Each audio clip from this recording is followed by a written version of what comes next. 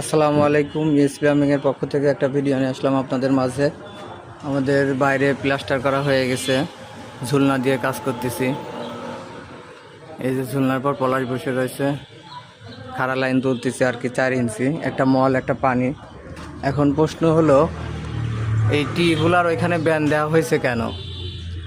টিগুলার ওইখানে ব্যান দেওয়া হয়েছে কারণ বাথরুম আছে 48 ইঞ্চি, 48 ইঞ্চি বাথরুম আছে। আর কাইলেট উপরে যে ডিজাইনটা দেখতেছেন এটা আছে 50 ইঞ্চি।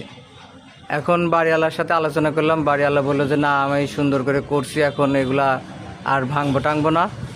তাহলে এখন বাধ্য হয়ে আমি সাইড দিয়ে ফুটা করে প্লেন ব্যান প্লেন টি ব্যবহার করছি। এখানে ডোর দিলে অনেক সময় লিকেজের অপশন থেকে যায়, ওই জন্য প্লেন ব্যবহার করছি। কারণ জাম হবে প্রথমে লং ট্যাপ, তারপরে এই টিগুলা জাম হবে, ওই জন্য আমরা প্লেন টি ব্যবহার করছি। এই যে খাড়া লাইন উঠে যাচ্ছে, ঝোলনায় কাজ করা রিস্ক, তারপরে সেফটি বেল্ট ব্যবহার করছি। ইনশাল্লাহ কাজটা সুন্দর হবে।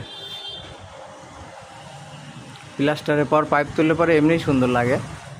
আর মাঝখানে ফুটা, মাঝখানে যে 5 ইঞ্চি গ্যাপ আছে এখান দিয়ে 1.5 ইঞ্চি লাইন নামাই দিছি। কারণ 1.5 ইঞ্চি লাইন নামাইলে আপনার 4 ইঞ্চি বাদে যাচ্ছে দুই দিকে, যে কোনো দিকেই। এজন্য পরামর্শ করে এই যে মাঝে যে ফুটাগুলো আছে এই বরাবর সোজা 1.5 ইঞ্চি নেমে যাবে।